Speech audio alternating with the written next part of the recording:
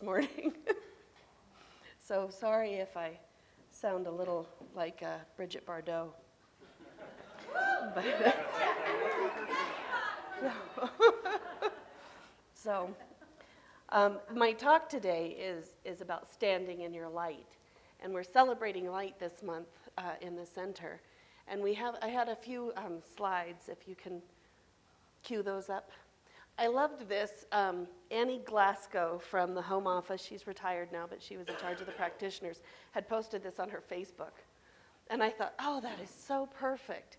Because if you read them, the underlying truth of each of those religions is love and being in oneness with each other. And I thought, we miss that so many times because you hear about all these different faiths and what they believe and what we believe, or all those things. And I think that's why I like our movement and our philosophy, is that it's all inclusive and there's no exclusion in our philosophy with other people. And so I loved this reminder. We went to a Sikh wedding, and I loved the Sikhism. I am a stranger to no one, and no one is a stranger to me. Indeed, I am a friend to all. We were in a room of 400 people, and I have to tell you, that is the truth. We were the only light-skinned people in the room, and they loved us. And we had so much fun, but we were curious about them, so we were reading about it. And it's so very true. It's how they live their lives, how they walk their walk, and talk their talk. Next slide. This one I loved was, you are not here just to fill space or to be the background character in someone else's movie. Consider this. Nothing would be the same if you did not exist. Every place you have ever been, everyone you have ever spoken to would be different without you. We are all connected, and we are all affected by the decisions and even the existence of those around us. Every one of us has a purpose and a reason to be here, and we affect all those people around us in the smallest way. And we'll talk about that more a little later. The next one. And I loved this because I have to remind myself every day to live in that moment and to step into my light. So I have my 3 C's, my choices, chances, and changes. You must make a choice to take a chance, or nothing will ever change. And sometimes you'll hear about it a little further in the talk, but sometimes it's hard to make that step. You might just feel bothered to help somebody that day or something like that. But you might need to step into it to make the change. And then the last slide. The shamash is the candle that lights the others. Be a shamash. So I thought, to celebrate Hanukkah, we have to remember that we can be that light that lights the others. My dad used to tell us, he's Quaker, and he used to tell us, sometimes you may be the only Bible someone ever reads. And I used to love that. And so I thought, okay, well, that makes sense if someone doesn't really understand what that is. I used to have a minister that was the minister I went through practitioner training with, and she says, you need to walk your walk and talk your talk so that people look at you and say, I want to know your God. And I think that's very true. And at this time of year, that kind of comes about so much more, because we have all of the Toys for Tots and Adopt a Family and the Denver Rescue Mission, and we think about others at this time of the year.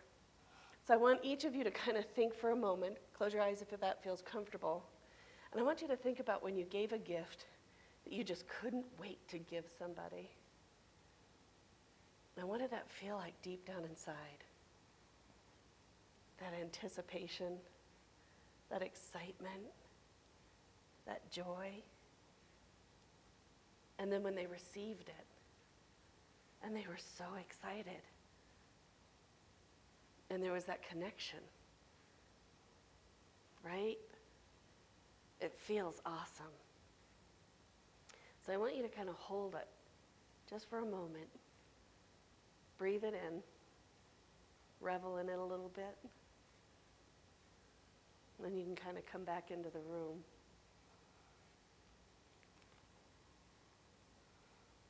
I have to admit, I'm addicted to that feeling. I love that feeling of giving and caring for others in a way that I actually found a job, that I work in the low-income housing industry. so that I can do that every day. And I love it. I love housing people that are in need, and then sometimes I can even assist them in other things with resources, food, whatever. About 10 years ago, Troy and I was working at a property that had 300, some of you may have heard this story, but I had a property that had 350 kids between elementary and junior high age. It was a busy place. There was lots of energy. We were also blessed with 31 different countries and 64 languages. Wow. So my little playground looked like the mini United Nations. It was awesome. And it was probably one of the most fulfilling jobs I ever had. It was so incredible. So the first year, we decided we would do Santa. And Troy, we went and bought the $100 and some suit with the big beard and all of that.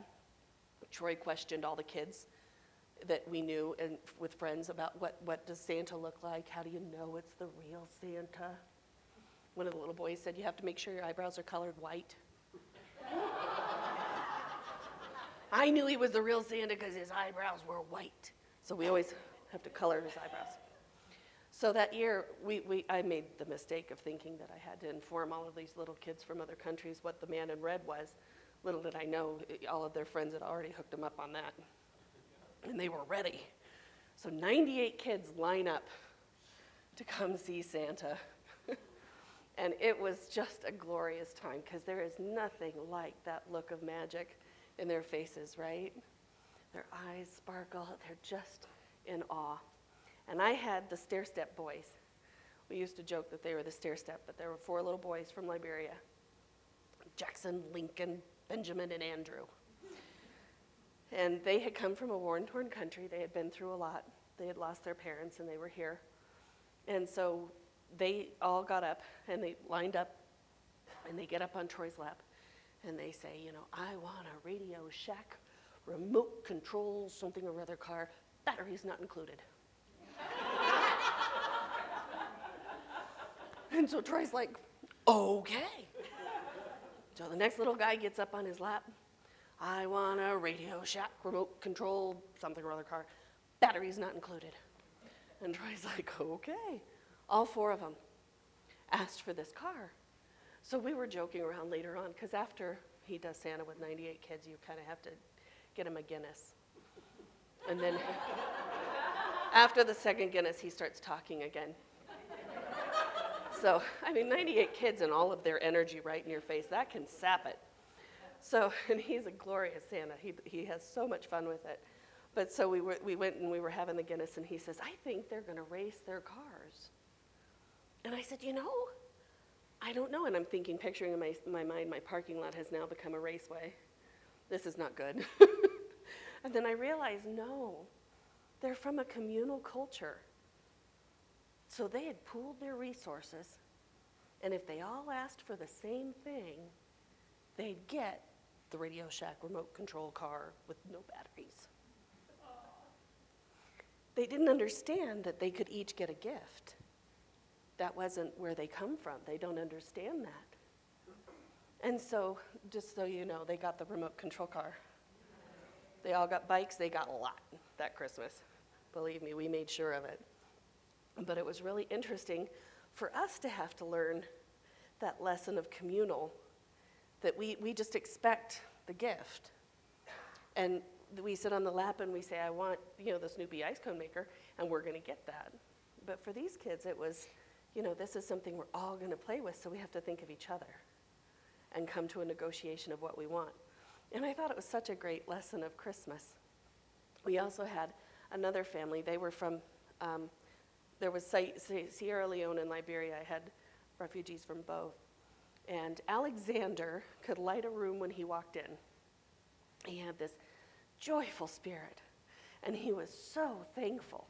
He had been taken from his family and taken into the war and in the army, and after 2 years was able to escape, get back to his family, round them up at night, and get them on the road so they could escape.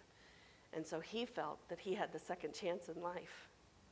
And he loved and relished being in America. And he loved anybody else that could be in America. And so if I had anybody coming through my office that was a refugee from Africa, he would be across the parking lot, and he'd go, Africans! I want to meet the Africans!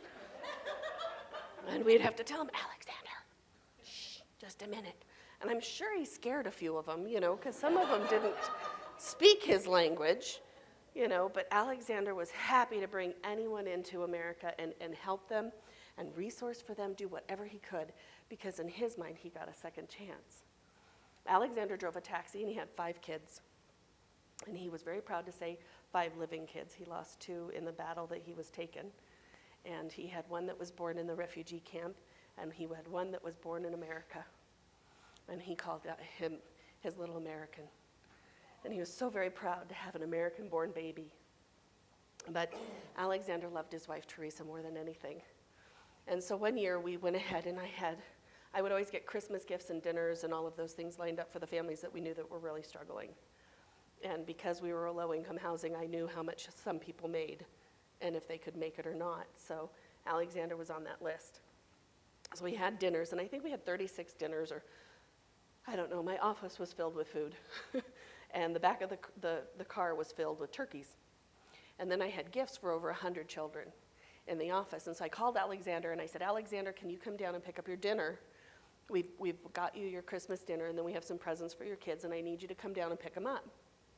Oh, for me? You thought of my family? And I was like, well, of course we did, Alexander. Can you come and get them? He came down with skipping. He had glee in his heart. He was so touched that somebody would think of his family. And so he picked up his food, and he said, can I come back and help? Yes, Alexander, you can come back and help. And so he got all the presents and everything dispersed, and I let everyone know, after everything's dispersed, I will bring the turkeys to your house, because I have a trunk load of turkeys, and I got to figure them out. And he said, okay. So at the end, I go over, and we're delivering turkeys door to door. And we get to Alexander's house, and he opens the door. Come in, come in, come in. Come and speak with my Teresa. My Teresa wants to thank you. And so we said, okay, so we step in with our turkey. And there, in the dining room, is their Christmas tree. And under the Christmas tree is all the food we had just given him. How many times do we think of that as a gift? But to him, that was the greatest gift that somebody thought of him. So he put all the food under the Christmas tree. And I'm thinking to myself, that is canned pumpkin. It's not a big gift, Alexander. But to him, it was the world that somebody would think of him at this time of year. And so I think that was my experience working with such different cultures and such different people, to remember that I take so much for granted when someone gives to me. And when we were just talking about that wonderful, valuable feeling that you have, that joy and your heart's open and bursting with love, there has to be a receiver to get that. So sometimes we have to be an equally good receiver as we are a giver, and allow that person that wonderful, glorious feeling. My nephew, Maureen's brother, and you'll recognize he's the golden child because he has golden skin. He has that lovely Native American, so in the summer he tans to this beautiful golden color, and his hair bleaches out to yellow, and so he's blonde, and then he has gold hazel eyes. So we always used to call him our golden boy. But he also had a golden heart as a little boy. And before my sister would pack the kids up and leave the house and head off to do her errands for the day, she would hand him this little tiny Tupperware. And she'd say, go get your extra manners. And he'd say, okay. And he would run upstairs with his Tupperware, and he would get his extra manners out from under the pillow. And he would put them in his little container, and he would close his container, and he would come down and he would put it in the diaper bag. And my sister, this was her way of reminding him that before we go out, we use our manners. And we use our manners with everybody. And then when he wasn't using his manners, she would remind him to go get more manners out of the bag. I need to remember my container when I go driving. I recognize that. But so he would always have enough manners with him, and if other kids weren't behaving or were having a bad time crying in the store or throwing a tantrum, he would offer them his manners. And he really was the most golden child.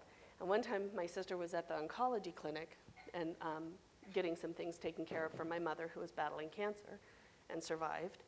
And there was a gentleman sitting there, an older gentleman, and he was hunched down in his wheelchair, and he wasn't happy, and he was kind of shut down. Nobody was speaking to him. And my nephew apparently zeroed in on him, and he would zero in on anybody that was elderly. He was like a little magnet. So they're all doing their stuff, and then my sister's like, oh, I've lost the kid. And she turns around and looks, and there's Jacinto crawled up into this little gentleman's lap in the wheelchair. And he was sitting up, and his eyes were sparkling, and he had this toothless smile as he spoke with this little boy in Spanish. And my sister was like, wait a minute, he doesn't speak Spanish. But he heard it enough in the area that they live that he had known enough Spanish. And his dad spoke Spanish to him sometimes to teach him. But there's little Jacinto. And it was the first time this elderly man had come alive in ages. And my sister was like, oh my gosh, get off the gentleman. Come back down. And the gentleman was like, no. This was the highlight. I didn't want to come and get chemotherapy today. But I met your son. And so many times the kids are the ones that zero in on the need, right? They zero in on what that is lacking, and they can step in and fill it. And as adults, we get busy with our day. I know I do, and that's when I allow separation, and I shouldn't. It bothers me. I get busy with my job, and I gotta do this, and I gotta do that, and then I forget, and then I don't see the person standing in front of me that might be in need. So that's when we're standing in that light, when we're acting like the kid, recognizing what's going around us, seeing it, knowing it, claiming it, and making that difference, being that person that does the change. And there's stories of people that do this every year. I read a story that I thought was so cute. There was a family that was a mom and a dad and an aunt and a son. They went to France. And they were all over France, and they just thought it was the most beautiful place.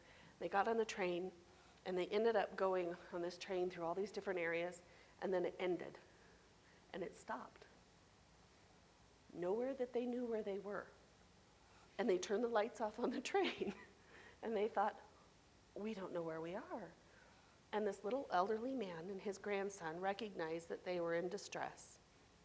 And with a language barrier, came over and tried to figure out where they needed to be, figured it out, went over, got him the tickets to the train, got him on a completely different train, and then rode the train with them to their destination. Got them off the train, pointed them in their directions. He and the grandson got back on the train and went home again. So even with a language barrier, he could recognize the need, and his heart and his kindness was there. And this family talks about this still to this day, that they had this wonderful trip to France. And wasn't the little man on the train the best part? Because he was so easy and so happy to help them on their little trip and let them not be lost. So even with the language, it didn't bother him. Another story I was reading reminds me of me, because a gentleman went to the bank, made his deposit, and got in the car, or was getting to his car. And this man that you could tell was homeless rode up on a bike, and he knew he was going to ask him for money. And he just wasn't in the mood to deal with it. And how many of us have done this? We turn our face away. I work downtown now, and I find myself doing this all the time, and I feel bad. And so he was getting ready to turn away, and the gentleman called to him. And so he thought, I just got paid. I could spare a little money. And he turned to the guy and he said, I'm happy to get you some lunch. So the guy's like, okay, I really appreciate it. So he took him to a place, and the guy ordered 3 sandwiches, an apple pie, and a big drink. And he thought, holy cow, the guy's really hungry, So $12 later, he pays his tab, wishes him well, sends him on his way. He goes back to work. Lunch comes along.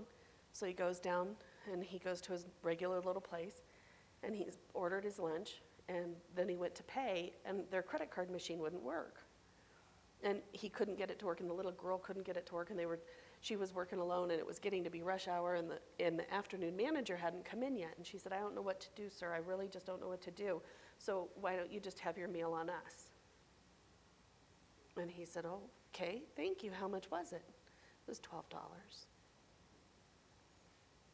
So sometimes when you have to stand in that moment and you do help that other person, it's that karma. It can come back to you. But it was his reminder that he should have been doing this all along, not because he would get a free lunch, but that it was the right thing to do. And we forget that so many times, day to day. How many times do we remember that the Rocky Mountain Food Bank needs food, or the task force needs donations in March, or June, September, you know? We always remember it right about this time when it comes into Thanksgiving and Christmas, and this is when we do the big push. But sometimes we have to remember that throughout the year, that's when they really need it. This year I saw on Facebook, and I loved the idea, and it was Random Acts of Kindness Advent Calendar. Isn't that awesome? And so instead of just getting your kid a piece of chocolate in the Advent calendar, they have a little random act of kindness. And there was all these different ones for different developmental ages. And so some of them it was smile at a stranger. Some of them it was hug your mom and dad. Some of it was write a thank you note. Some of it was really simple. And then some of it was a little harder, you know, donate your time to the food bank or to a rescue mission or something like that. So there were different ones that could go up to adult. But sometimes the hug your mom and dad and smile at a stranger are ones that we can do just as easily too, and we forget. I never realized how important smiling at a stranger could be, or even a friend. Years ago, I got a phone call from a friend named Greg Hooper. Greg Hooper was always my nemesis in high school. He played drums, but so did I. And I would get first chair. And then he would challenge me. And he would get first chair. So he and I were always battling for first chair. And I loved Greg. He's a great guy. But someday, he reminded me, sometime in high school, he was coming out of the administration building, and he was having one of the worst days of his life. And I walked by, and as flippant as I am, I said, hey, Greg, where's your smile? And he must have glowered at me, because I said, you look so much better when you have it on. Right? A pretty flippant comment for a teenager. I didn't know he was having the worst day of his life. But for years, Greg never entered a room without smiling, because I told him he looked better with it on.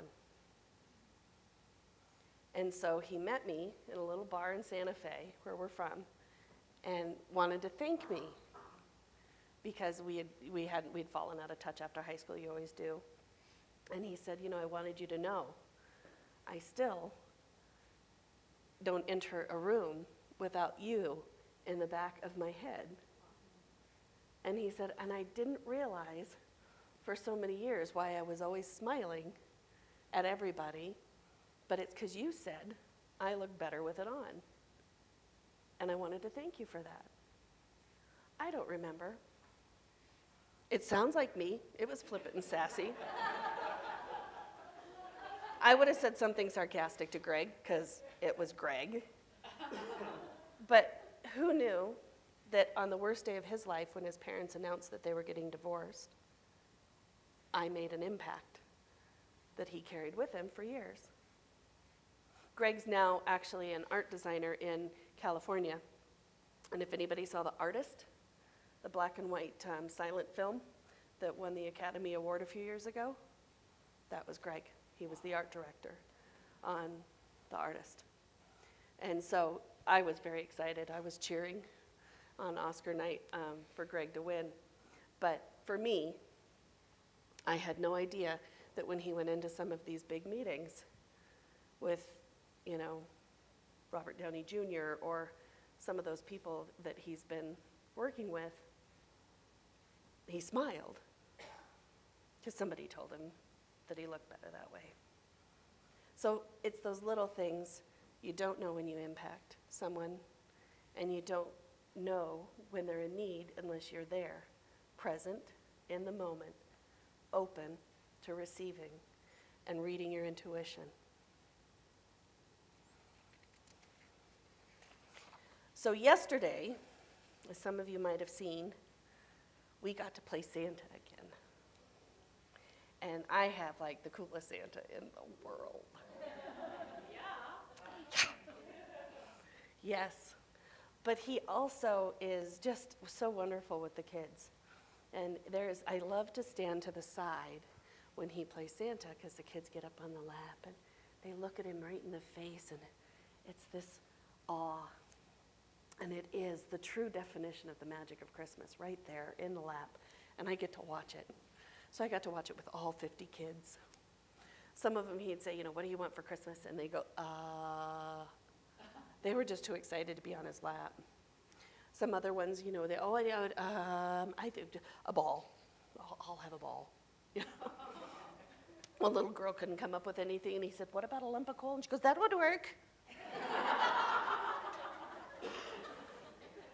And he turned to her mom, and he goes, lump of coal? She said worked. And the mom's like, what is she thinking? But there was one little boy, and of course, you always have those different ages where they're just now testing, is it real? Do they really exist? Are you? So the one little boy sits up on Troy's lap, and he says, so do you have magic tricks or superpowers? Right? What a perfect question. I loved it. And our Santa, in all of his wisdom of new thought and science of mind, turns to him and says, oh, I just have love. Lots and lots of love. And with love, I can do anything. And then he points to his chest and little boy, and he says, and so can you. Right? So when we stand in our light, it's that love. And I think we celebrate it at this time of the year so beautifully. But we have to remember it the rest of the year.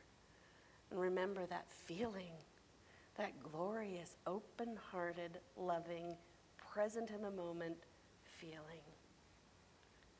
And use our love as a superpower.